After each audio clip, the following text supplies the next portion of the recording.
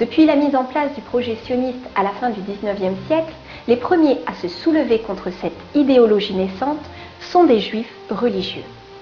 Ils reprochent à ce mouvement laïque son incompatibilité avec l'essence même du judaïsme. Comme je vous l'ai dit, le judaïsme est une religion plurimillénaire. Elle remonte aux patriarches Abraham, Isaac et Jacob. Le sionisme est à peine centenaire, créé par Theodor Herzl et ses amis, des gens totalement athées, des gens qui étaient totalement étrangers à la religion, qui détestaient la religion. Malheureusement, les médias occidentaux taisent jusqu'à aujourd'hui l'existence même de ces organisations juives antisionistes, et ceci afin de faire perdurer l'amalgame antisémitisme-antisionisme. Pourquoi le judaïsme et le sionisme sont-ils deux concepts opposés? Le judaïsme renvoie une façon de vivre depuis des milliers d'années, avec une éthique, une morale et un esprit de justice. Le sionisme est une idée nationaliste qui existe depuis 100 ans. Il est contraire aux croyances juives. Le sionisme est une idéologie raciste qui a tort d'un point de vue moral et logique. Il est très difficile de comprendre comment des pays occidentaux comme les États-Unis, la Grande-Bretagne ou l'Europe peuvent appuyer une telle idéologie. Il est évident que cette situation va engendrer des tensions. Le sionisme et Israël sont responsables des tensions au Proche-Orient. Netanyahu's speech was warmly received by Democrats and Republicans in Congress. According to ABC News, Netanyahu received 29 standing ovations during his address, 4 more than President Obama received during his State of the Union earlier this year. However, there was at least one dissenting voice inside the halls of Congress Tuesday. Yet, as we share their hopes,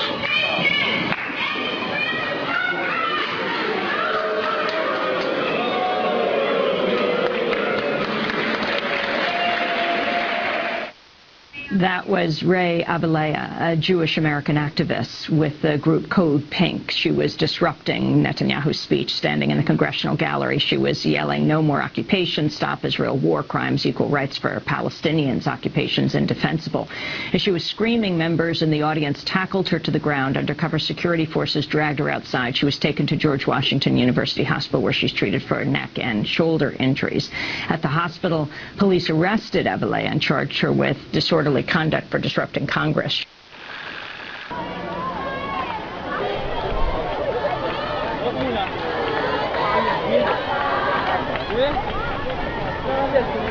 everything is clear? We're not going to say anything? No, we're not going to say anything.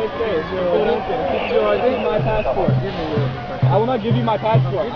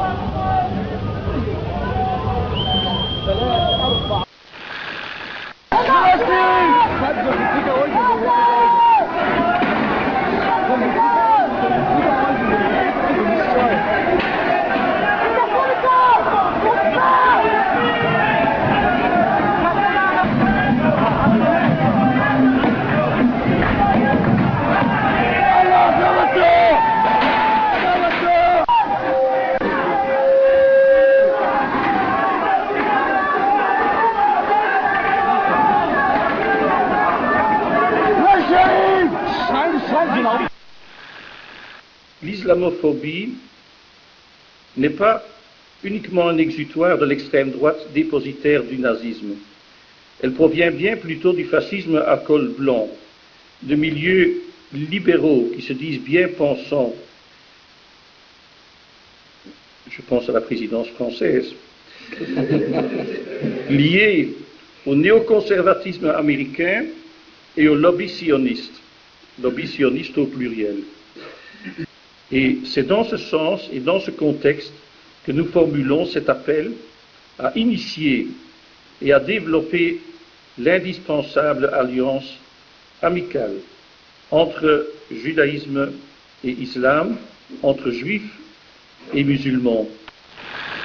Le deux poids deux mesures qui règne en France aujourd'hui et depuis des années concernant la position des pouvoirs publics, des institutions de la République vis-à-vis des minorités ou des communautés juives et musulmanes. Il y a vraiment deux poids deux mesures. Les juifs, il y a deux types de juifs. Il y a les bons juifs défendus par le CRIF et les autres. Par contre, quand il s'agit d'un écrivain juif mais antisioniste et en tout cas qui ne bénéficie pas de la protection du CRIF, cet écrivain peut être insulté, peut être molesté, récidivé. Bonjour chers sœurs, voilà c'est Shmuel Morke-Borman du Centre d'études Judaïsme contre Sionisme. Je suis venu ici pour manifester trois choses.